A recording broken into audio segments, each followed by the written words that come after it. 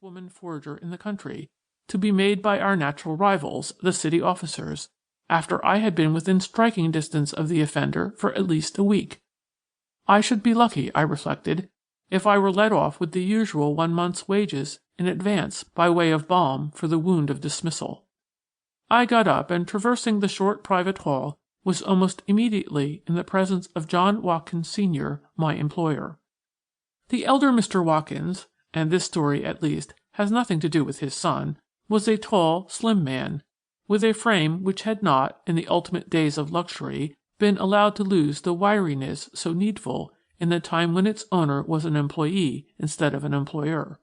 The shock of iron-gray hair surmounted a high forehead and a pair of kindly blue eyes, which seemed literally to be peering at you from behind a perfect jungle of beard.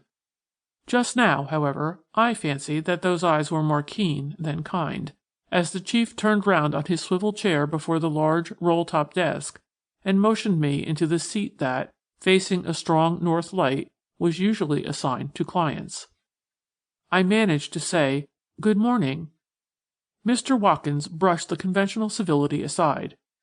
"Miss Baird," he began, "I don't suppose it's necessary for me to tell you that I am very much disappointed in you. Very much disappointed indeed." He paused, but I did not say anything. I did not even look up, for I knew that no sort of response was just yet expected of me, and that in any event no excuse would serve. "You started off so well," the chief pursued, "that I had begun to have high hopes of you. But this last year you have more than undone all that you did at first. You let Donald Dugan get away with a 3 days' start of us, and it was no fault of yours that he was ever nabbed at all. You were all wrong in the Durham robbery. You botched the Van Hamburg jewel case.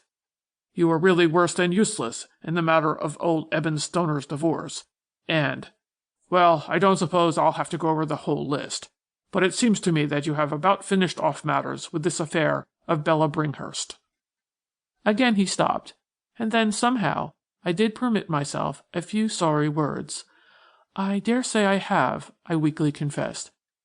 "Yes," he so dryly agreed that I could have bitten out my tongue.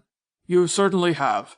And as I say," he continued, his tone softening a little, "it has been a decided disappointment. You have most of the requirements of a first-rate woman detective. You are not afraid of a mouse. You're quick-witted. You know how to behave among the best sort of people. You're young and you're pretty." I was not easily to be trapped again. I kept my peace, and he, after tapping for a while on his desk with those long, strong fingers of his, continued, "If you hadn't these things, of course I value them only in a business way, I should certainly let you go at once. But I do remember that you made good use of them at first. And so I will keep you here for a little while, only on the smallest sort of assignments. And then, if you don't qualify, why, really, I shall be compelled to ask you to sever your connection with my establishment." It was a pretty hard dose to swallow, but as I had spent my salary for a month ahead and was 2 months behind with my landlady, I got it down, with a wry face, and was grateful that it was no worse. "Thank you, sir," I said, exactly like the schoolboy I had been fancying. "Is there anything I might start on right away? I'd like to retrieve myself as soon as possible." "I think there will be something this morning," Mr. Watkins answered. "Do you know anything about Mr. James Denneen?" In our business we must know as much as possible about as many people as may be, and pretend, even to our superiors, to know the rest. So I said, "The capitalist?"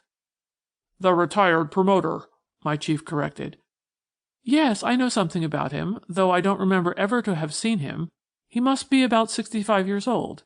He made his start as a keeper of a small inn in London, came to this country in 1869, made money in Kentucky oil lands, sold those out to the Standard at a big profit, doubled his fortune during the first trolley boom, tripled it in Wall Street, and 3 years ago bought a country place at Black Springs, where, I think, he's been living ever since."